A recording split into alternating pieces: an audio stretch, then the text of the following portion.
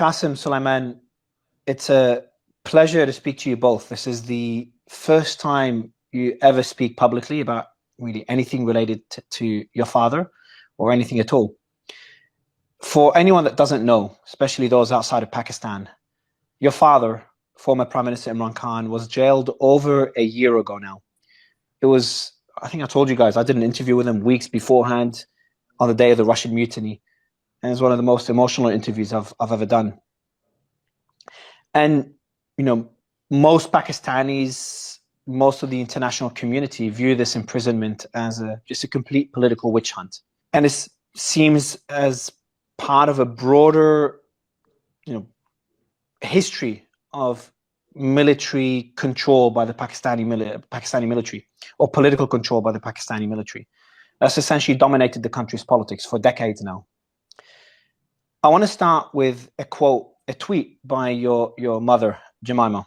In the last few weeks, there have been serious and concerning developments regarding my son's father, Imran Khan's treatment in prison. The Pakistani authorities have stopped all visits to him by his family and his lawyers. They have also postponed all court hearings.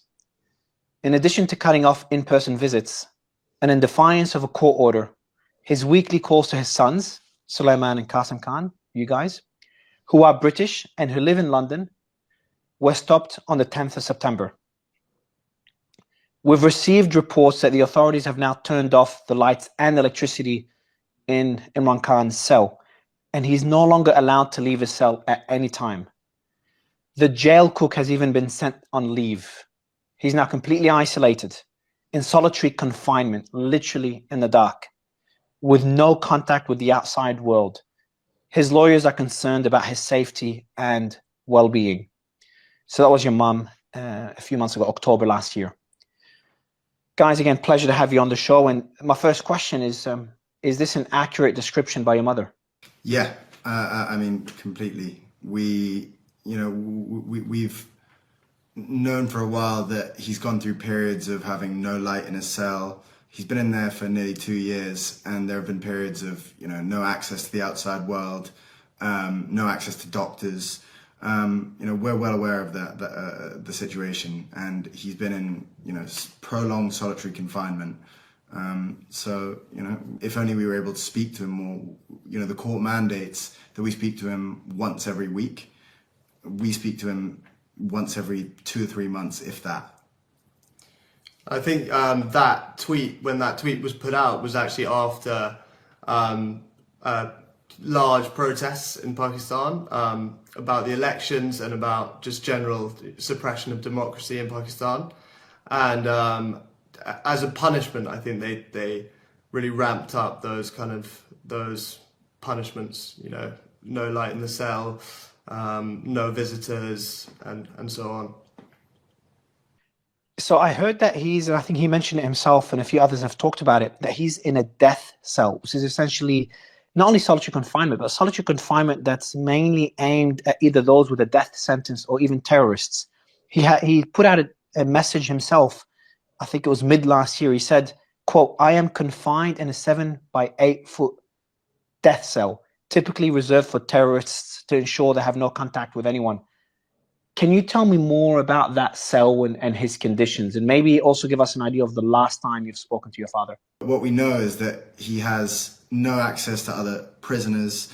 He is, alone in there. He's occasionally in the pitch black for prolonged periods. There was one period where he was in there for 10 days in the pitch black, no electricity, no nothing.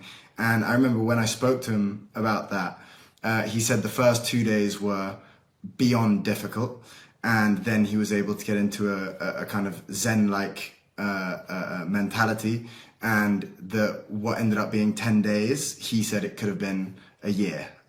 So yeah, the situation in his cell is pretty bleak. He is, one thing I know about your father, he is a very resilient man.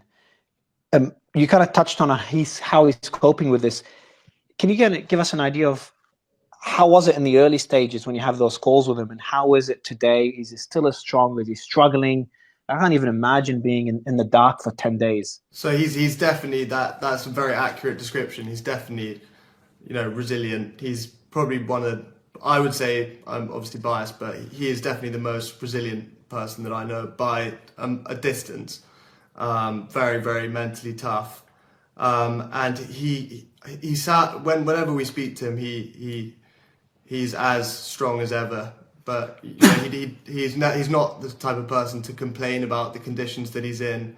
Whenever we will always ask how he is, but he'll always sort of brush off those sorts of questions. He's more interested in hearing how we are. I know he's dealt with it in a way that, you know, is what I think is the right way of dealing with it, is he just reads loads and loads of different parts of historical literature, religious literature, and then he does exercise. And it's his two things that he's always loved in life. So I think in a cell, you know, it suits him in a way to just be able to focus on those two things. And every time we call, you know, we only get to speak to him for about 20 minutes. And around that time, randomly, the line will cut off. So he's so focused on ensuring that he's able to spend the first 10 minutes imparting wisdom of whatever he's learnt, you know, whatever religious or life lessons he can impart on us. And then the last 10 minutes, he's very focused on finding out how we are, what's our situation, how's our family, and things like that. So we don't actually get very much time to ask about how he's coping, but I know he's doing a lot of reading, that's for sure. So your last call, did you say how long ago was your last call? 2 weeks ago, probably. Yeah, probably the first call we've had with him for about 2 months. But yeah, we were lucky enough to speak to him like 2 weeks ago. How does that work? So, like, do you know in advance you're going to speak? Like, so, for example, today, do you know when you're going to speak to him next? No, so it's really chaotic. In fact, I'm glad you asked, because we'll get a message, and it can be sometimes at about 4 a.m. On any day, and it'll suddenly say, okay, call coming at 10 a.m. So we have 6 hours, and if we're not awake through that period, then we miss it, which has happened before, and then we have to wait another 3 months before anything comes about. But usually we're able to, you know, we're quite on it with it and are able to rush whatever situation we're in. We cancel, you know, for me, I cancel any meetings, whatever it is, and instantly we jump on, and then often we're left waiting for about an hour, and then eventually the call comes through, and then we have about 20 minutes to speak. So there's no protocol. It's a complete mess. It just feels like a torture technique. Why do you think they're doing it this way? Why are they treating the former prime minister of the country, and what I consider to be the most popular man in the country? Like, I get people all the time when I meet someone from Pakistan, a lot of times they remember me from that one interview. That interview had more impact, you know, on you know, people talking to me than any leader I've ever interviewed. Just to kind of give an idea to the world of how popular Imran Khan is in Pakistan. And again, he was the former prime minister, a very popular one. Why do you think they're treating him this way? You hit the nail on the head. It's a technique to try and break him. He's a very, very resilient person, and I don't, you know, he's one of the hardest people possible to break. But all of these techniques, you know, shutting off the lights, leaving him in the pitch black, not allowing doctors to go and see him, making sure that all of our calls are at completely random times and that we might miss them, or whatever, not letting us have our court mandated weekly phone calls. All of this is tactics to try and break him. But he's, you know, good luck, because he's as resilient as they come mentally, and that comes down to his faith. He has strong faith in God. And also he's, you know, always had that kind of mental toughness as well. So it's all torture techniques, exactly as you say. Another thing, wasn't he offered, because he did an essay not long ago on Time magazine, and he talked about being offered the option or a deal that included house arrest, and he rejected that deal. And I think he had demands. I think he wanted some other people related to his family or members of his political party. Maybe Sulaiman, can you give me a bit more context on that deal? And kind of him rejecting that deal is another indicator of his resilience. So I think that's mainly to do with the fact that there are many of his supporters and his party members and family members who are in prison currently in similar conditions to him. So, and he's very, very principled, and he wouldn't, you know, on their behalf, I think that definitely would have played a part. He wouldn't want to kind of he'd want to be aligned with them. He's always been kind of very principled, and I don't think he'd go against his principles very on a whim. What have you guys told him? Like, I'm just imagining if I had my father or a family member in a similar position, and I'd be urging him, because you guys born in London, live in London, so you're away from Pakistani politics. And if I was in your position, I would be convincing my father to do whatever it takes just to get out of jail and just to have his freedom again. Have you guys tried to convince him of doing this? So actually, when we were younger, when I was younger, you know, I'd hated him being in politics. Would way rather him just do sort of cricket punditry or analysis, and live an easy life in London or you know, out of politics. But it is genuinely his passion, and you know, and I don't think he'd feel fulfilled if he wasn't doing what he's doing. I don't think he'd be happy if he was just living a kind of easy life in London, or yeah. Because I think if he wanted to be in exile, he could, but he's genuinely. He could easily make a deal. Like he would, if from a political perspective, I'm sure they have certain demands. You know, the easiest one is, and this is me speaking, obviously my own opinion, but him speaking in support of the military, for example, or of the opposing political party. Just one example of many of things he could do to gain back his full freedom. But I think his defiance is the reason he's in jail. And do you still, I know you said in Qasim, the same question to you after Suleiman, but do you still try to convince him to get out of politics, or you've kind of given up on that? No, I mean, I personally would never, I wouldn't even want to say that to him, because imagine you're his son and all he speaks to. So when we spend time with him, you know, a lot of the time we'll be kind of whatever, you know, when we were younger, we were playing cricket with him. Now, you know, watching films, whatever it is, half of the time he's spent lecturing us on rule of law, justice in Pakistan, how, you know, the reasons why he got into politics. You know, we know them so well, and it would be just to go against everything he preaches about, to suddenly just say, okay, I'm going to give up and I'm going to live an easy life. You know, it's just, it's not in his nature. He has a single-minded obsession to try and help the people of Pakistan, and it's in such turmoil right now, Pakistan. He's dedicated to it, and he's not going to give up. And he's always wanted you guys to be out of politics. Is that correct? Yeah. Yeah. I think, well, if you look at the two established parties in Pakistan, there's a tradition of, it's like dynastic politics. They're dominated by two different families, and so he's always wanted to. He hasn't wanted his party to follow that tradition, and yeah. So I personally don't ever want to be involved in politics in Pakistan, and I don't think he wants us to be either. Yeah. Yeah, I know, Qasim, you're in a similar position. You don't want to be involved in you're a very successful entrepreneur as well, so you've got a life outside of politics, and kind of this implies, the answer to my next question is that why do this interview and why now? So more than anything, we've gone through the legal routes. We've gone through, every route that we thought would potentially get him out. We never thought he would be in there a fraction of how long he's been in there. And it's only getting worse. And so, we've somewhat run out of those options. And now we've decided, okay, the only route is to, of taking action is to come and speak publicly. And I think, I appreciate you for allowing us to speak here about it. What we want is international pressure on Pakistan right now, because currently he's living in inhumane conditions. They're not giving him basic human rights.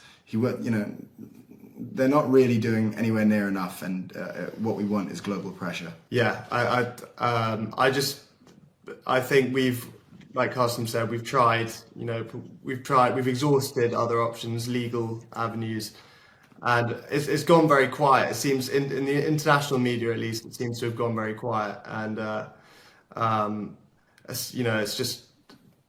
It's basically for the human rights of not only our father but other political prisoners, and restoration of proper democracy in Pakistan as well. aside from our own obvious selfish reasons? Yeah, look, obviously, your selfish reasons, this is your own father. And look, for the international community to understand how crazy things are in Pakistan. Pakistan population, what's the population of Pakistan? Almost 200 million, I think, maybe over 200 million.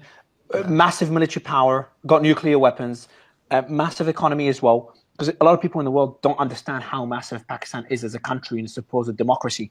And this is kind of me speaking my opinion. I'm a big advocate of democracy and free speech. And what's happened in Pakistan, they literally banned X. X is completely banned, cracked down on protesters.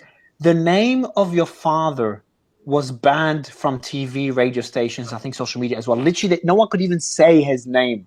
I don't know how anyone could call this a democracy. And what's funny is that people would refer Qasim, they would use your name to refer to your father, Qasim Khan, as a way to defy that ban.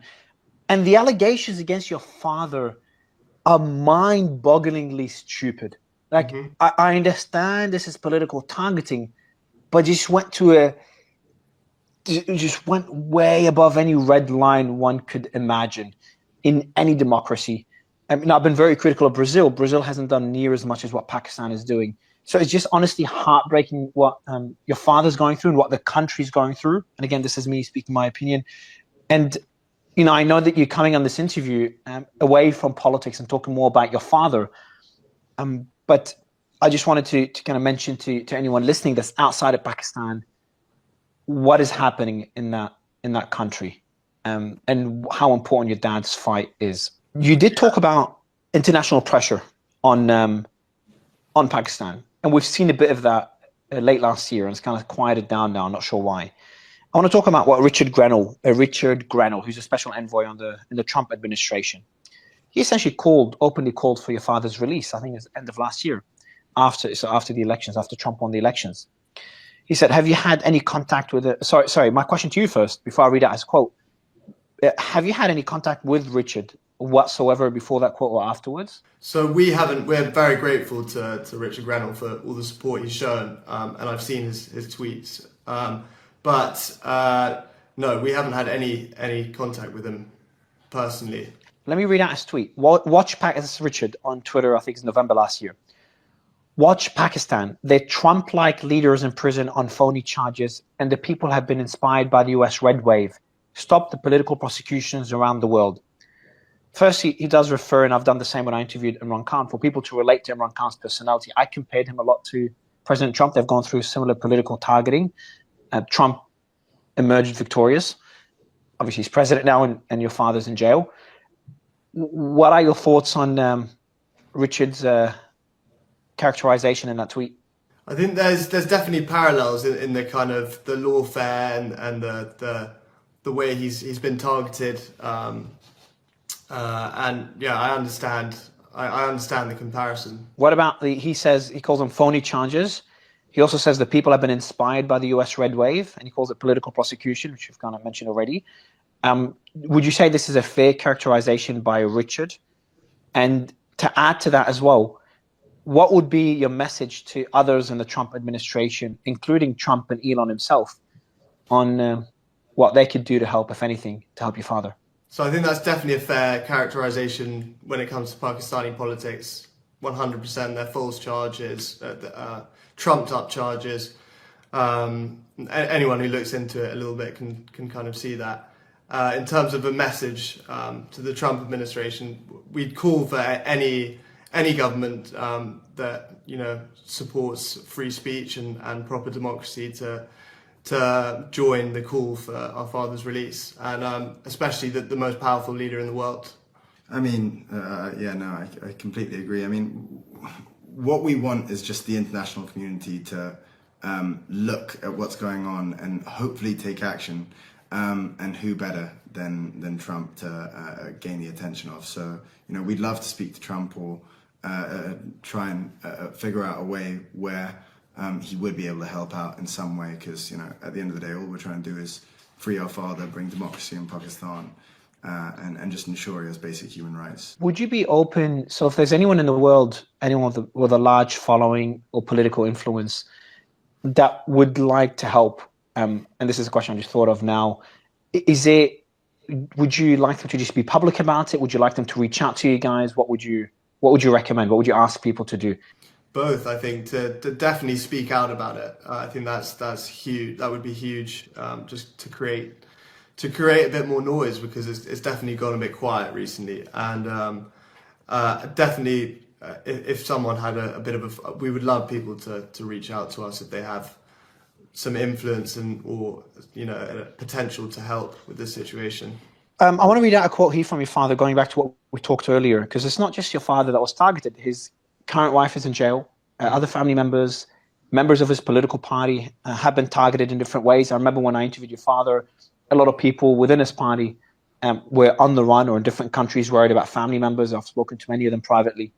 I'll read out a quote again from the same essay from your father in Time magazine. He says, "Our social media volunteers, supporters in the diaspora, and activists have had their families harassed and abducted, all in an effort to silence dissent." Have you seen this? Is that true? Have people been abducted that are supporting your father?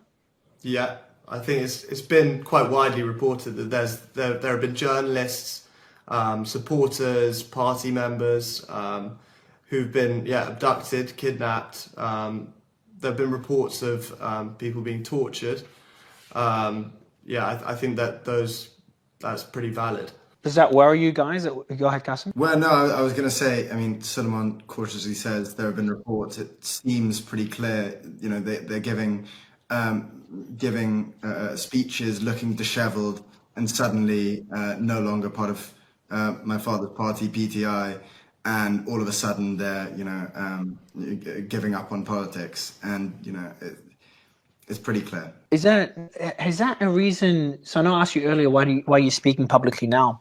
What's the reason you've never spoken before? And maybe going back and maybe you could describe the early days when your father was arrested. Where were you when you heard about it? What first came to your mind? Did you expect it?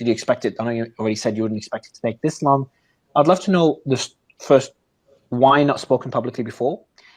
And the early days of the first arrest and release, because there was massive protest, and arrested again when everyone just kind of slowly quieted down. So we've always been quite private people. It goes back to what we were talking about earlier, where our father never wanted us to be in politics. We were never interested in it anyway.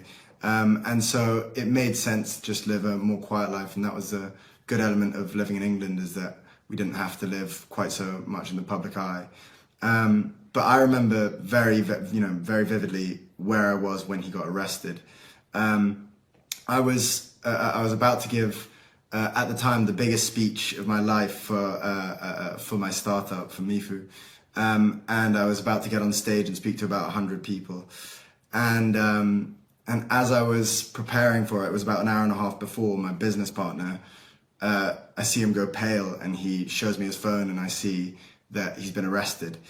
And at the time, we have quite a thick skin with this kind of stuff. We've seen him get shot. We've seen him get arrested multiple times. We've seen him, he's sat us down and told us he's going against mafias in Pakistan. We're quite used to this kind of thing. So when it happened, frustratingly, I remember I saw it, and I just thought how trivial my speech is, even though it was the biggest speech I could possibly give at the time. And I went up, and I my head was in the clouds, and I fluffed my lines, but we ended up doing okay. But what really stuck out is, at the time, even though it shook me, I had no concept of how long it would be. I really thought it would be a couple of months maybe maximum. But this time, it turned out it's nearly 2 years now, and he's been in solitary confinement the entire time. It's been pretty brutal. Sulaiman, well, those early days, your expectations, and where we are today. Yeah, so I remember as well where I was and my reaction, but it wasn't actually a shock to me, because I'd actually spoken to him a few days before, and he'd warned me that there was a strong possibility that he was going to be arrested.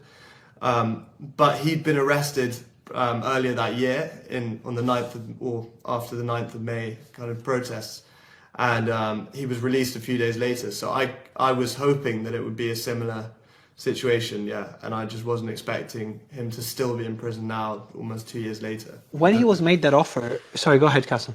I was just going to say, the very night before, just remembered, the very night before I was, it happened, I was messaging him about advice for public speaking because I was so nervous about speaking to 100 people. And then in the morning, funnily enough, he was taken. It's just honestly, it's heartbreaking what you guys are going through. At first, I also respect, especially considering Pakistani politics, how always kids are groomed to kind of follow in their father's footsteps. We've seen that in politics for decades in Pakistan. So to see you guys, first, the way Imran Khan has kind of moved you away from politics, so essentially protected you, considering how dangerous Pakistani politics is. And to see how humble you guys are. When we met Qasim, I told you that, I was joking about it, how humble you are in general. And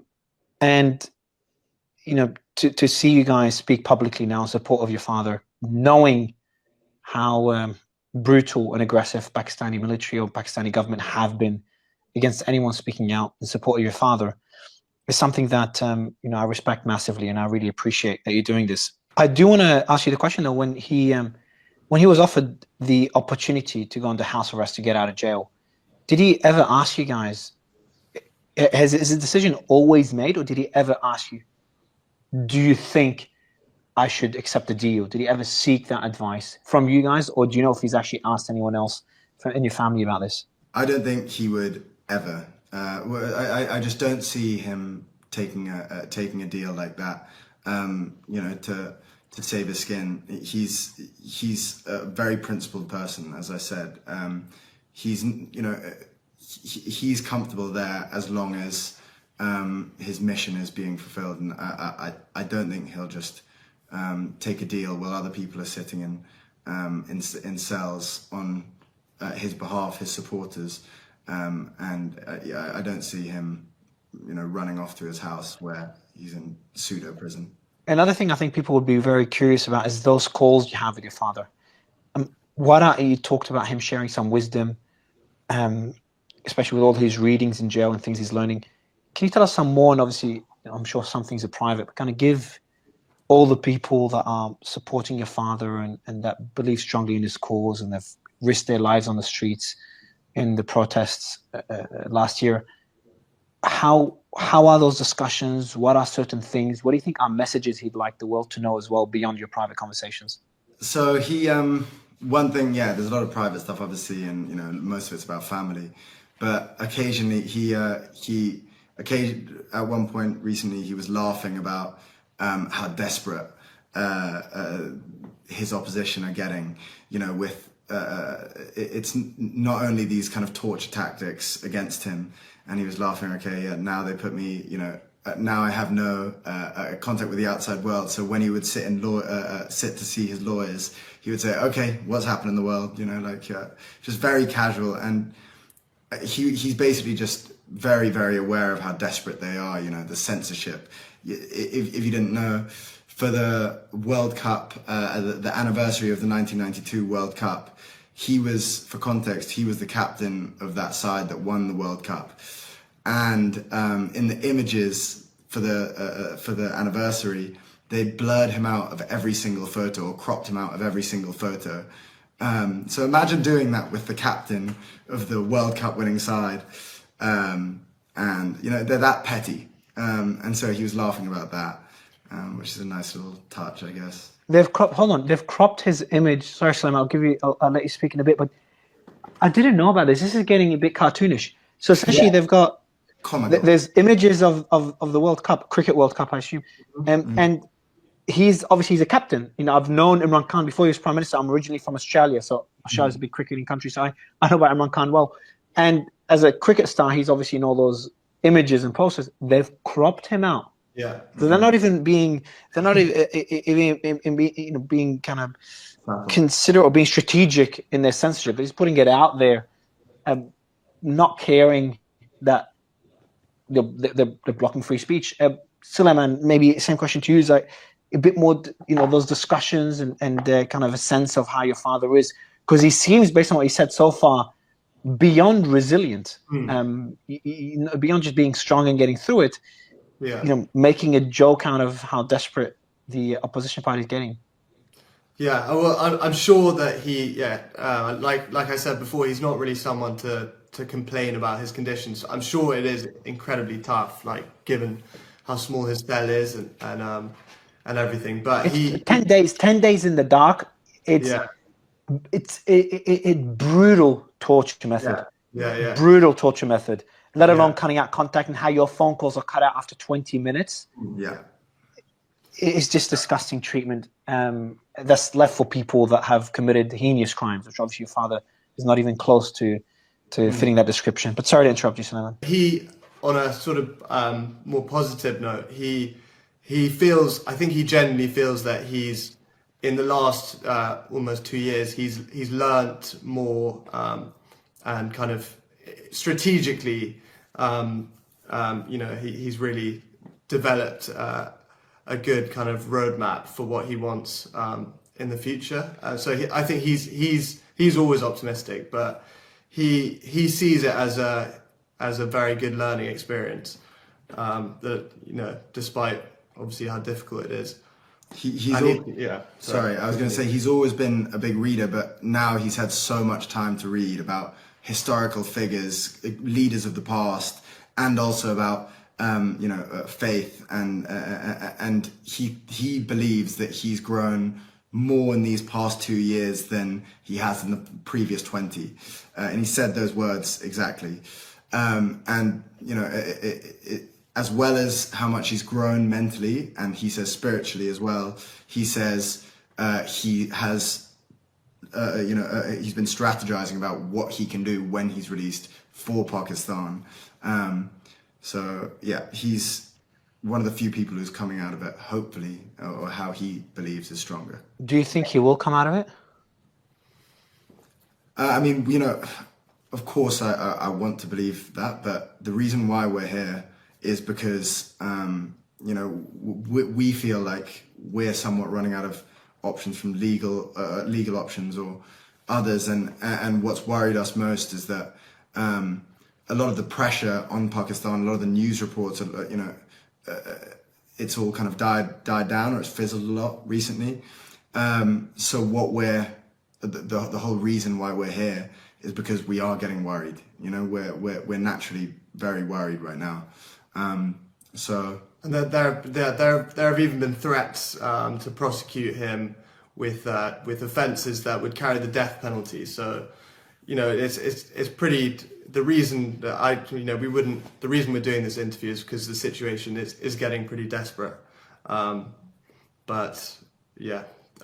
hope. You can only remain optimistic. Does he know you're doing this interview? Yes. Yeah, we asked him because this is something that he might not be behind. Was what we were worried about. He always likes us to be private and stay away from politics and that whole world. But we asked him on one of the calls. We said, "Do you think it would be okay? We want to do this. We want to see if we can try and help." And he said, "Do it." How is Imran Khan outside of politics? How is he as a person? What is the side of him that the world does not get to see? I mean, he's a very, very dedicated father in a way where, in a strange way, as in he's dedicated his life to politics, to the people of Pakistan. In a way, he has millions of children in his mind, I guess. But every chance he would get when we were younger, he would come down to England. When we would go over to Pakistan, he would, take 2 weeks, somehow take 2 weeks to spend just with us, which is such a difficult thing to do for a man as busy as he is.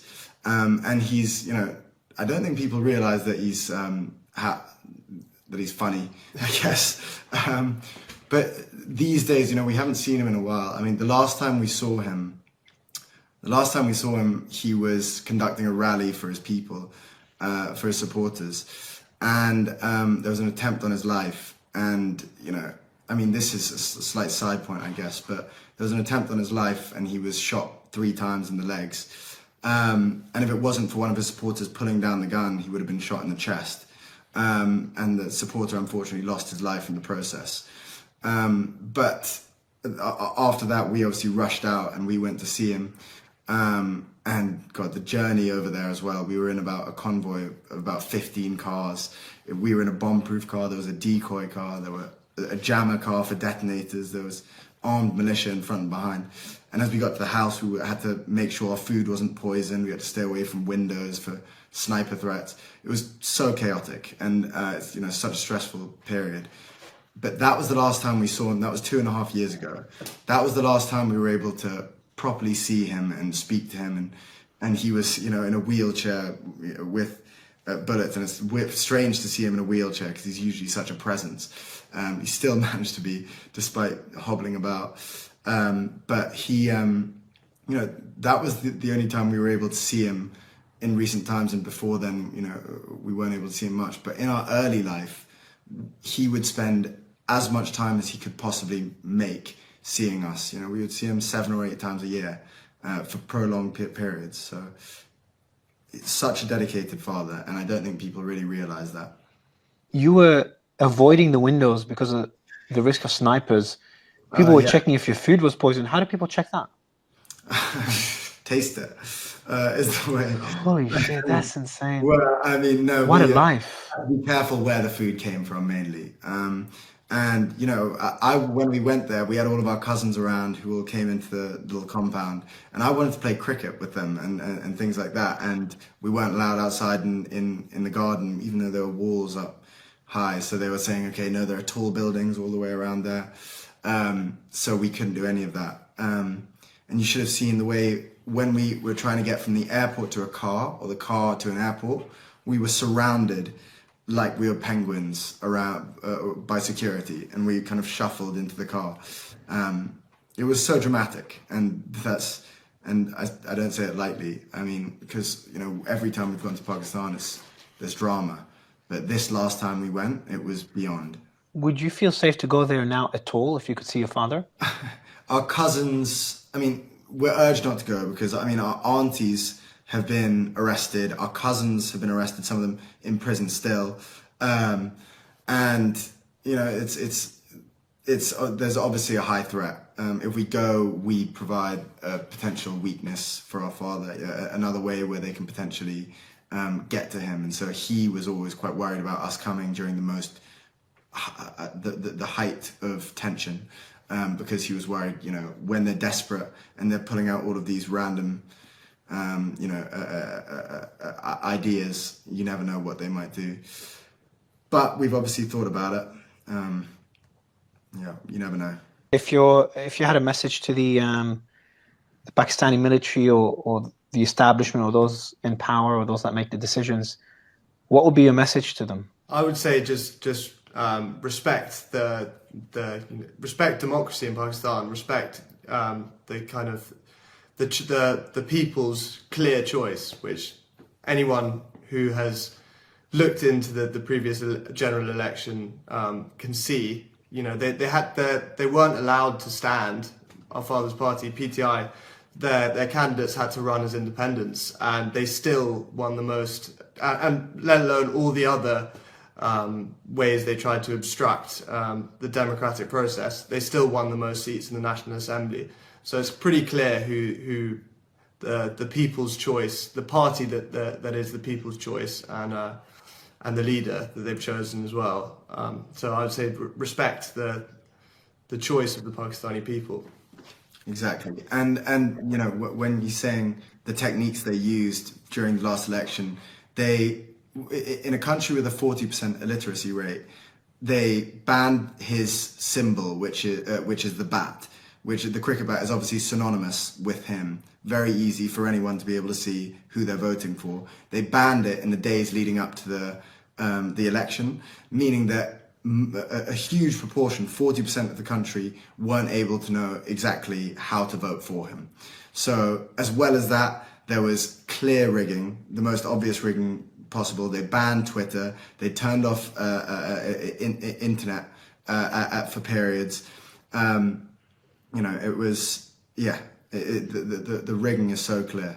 Probably the most blatant form of, rigging, election interference, censorship that I've seen in any democracy. your father's literally in jail for charges, and maybe before I ask the final two questions, maybe Suleiman, just give us an idea. I've talked about how ridiculous those charges are. What are the alleged things that your father has done that he's being jailed for?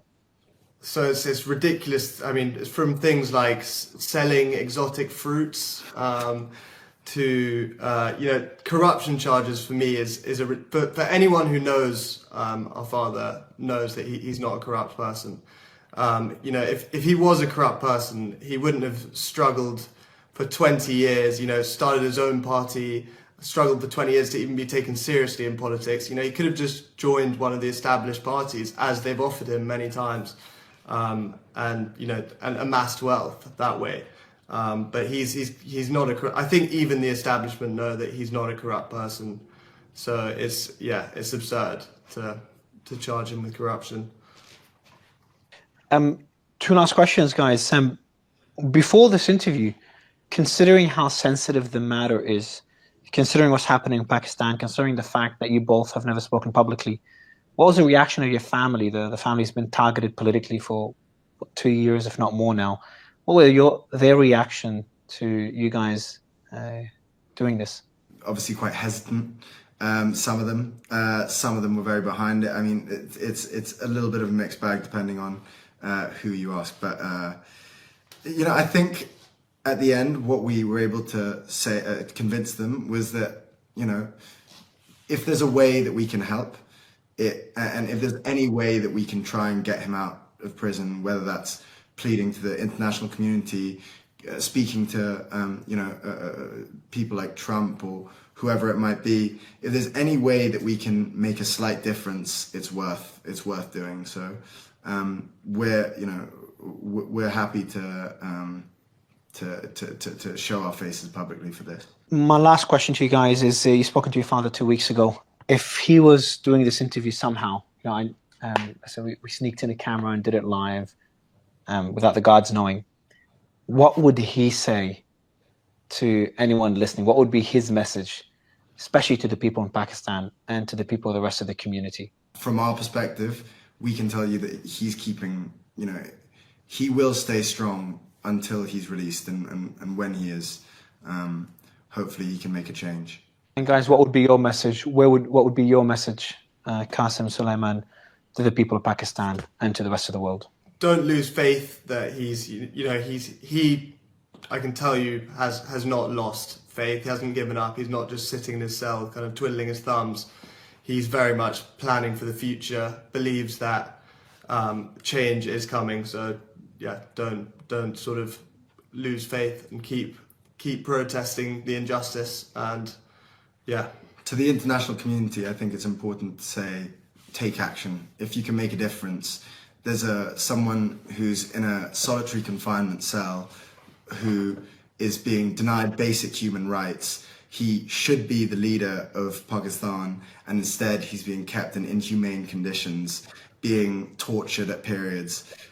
So if you care about human rights, this is paramount. This is number one on your list. Anything else that I missed in terms of what he's going through? Because I think it's very important to highlight this to the world. He would hate me saying it, but he's he's a man in his 70s, and he may be physically younger than that, and he may be physically very strong. But when you look at the facts, he's in his 70s and he's being kept in a tiny cell, and occasionally, the lights are completely turned off, no electricity at points, no access to a doctor, and he's been shot recently 3 times. It's completely inhumane.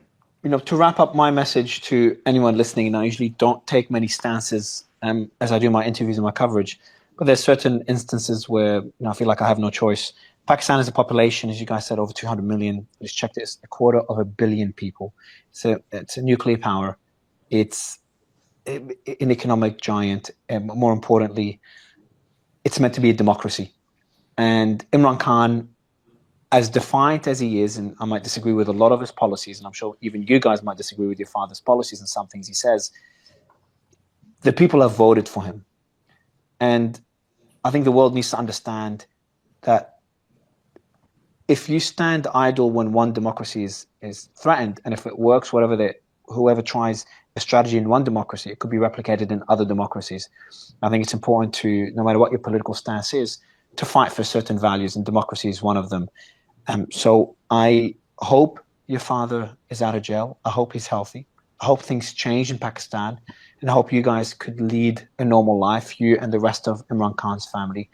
I really appreciate your time. I appreciate Imran Khan saying okay to this interview, and I hope to be interviewing Imran Khan again hopefully soon. I really appreciate your time, Qasim and Sulaiman. Thank you, guys.